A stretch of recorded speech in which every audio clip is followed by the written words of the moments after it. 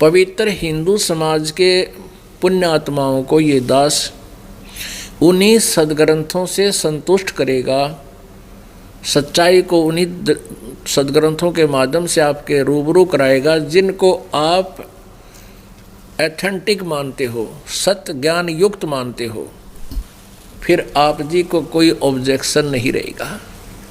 यदि ये दास वैसे वर्बली बतावे तो आप नहीं मान सकते, सपने में भी नहीं मान सकते, 100 वर्ष भी नहीं मान सकते। और इन सद्ग्रंथों को देखकर आज एजुकेटेड हैं सब बहन भाई बेटी बुजुर्ग युवा भक्त सभी शिक्षित हैं, और शिक्षित को फिर सद्ग्रंथ भी आज हमारे अनुवादित हैं हिंदी में। अब शिक्षा इसलिए परमात्मा ने इस समय में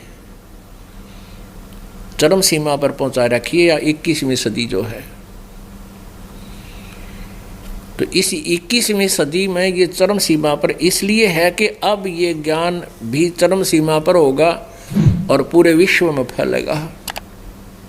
यह हाहाकार माचरी कितना घोटाले हो हैं, कितना कोई चोरी कर रहा है, कोई डाके मार रहा है, पैसे के अतिरिक्त इस इंसान को कुछ दिखाई नहीं दे रहा। ये दौड़ धूप समाप्त हो जाएगी, इस ज्ञान से होगी। तो इस ज्ञान से हम परिचित नहीं होंगे कि वो परमात्मा कौन है, कैसा है, वो कैसी लीलाएं करता है, उसका कहाँ प्रमाण है, उसका कहाँ प्रमाण है। तो प्रमाण हम सद्ग्रंथों से ही मानते हैं। हमारे जो सद्ग्रंथ हैं, पवित्र चारों वेद, पवित्र श्रीमद् भगवद गीता जी, पवित्र पुराण, ये हमारे सद्ग्रंथ हैं।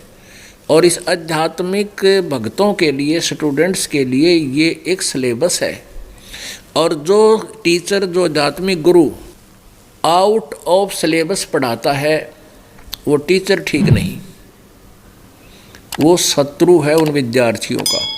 तो आज तक हमारे पूर्वजों को इन अज्ञानी टीचर्स ने, अज्ञानी इस आध्यात्मिक गुरुओं ने आउट ऑफ सिलेबस पढ़ाया। ना उनको गीता जी का ज्ञान था, ना उनको वेदों का ज्ञान था, ना उनको पुराणों का ज्ञान था। और इन्हीं को आधार बताकर उन भोली आत्माओं को मिसगाइड करते रहे।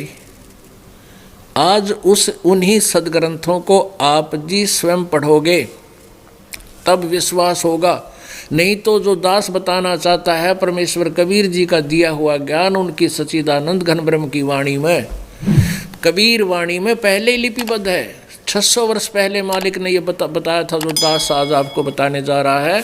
और उस परमेश्वर की वाणी को सत्य सिद्ध करने के लिए आप जी को ये आपका सिलेबस रूबरू करा रहा है कि आप जी के इन वेदों में ऐसा लिखा है, और वो परमात्मा ऐसी लीला करता है, और वो परमात्मा ऐसी लीला पहले कर चुका है।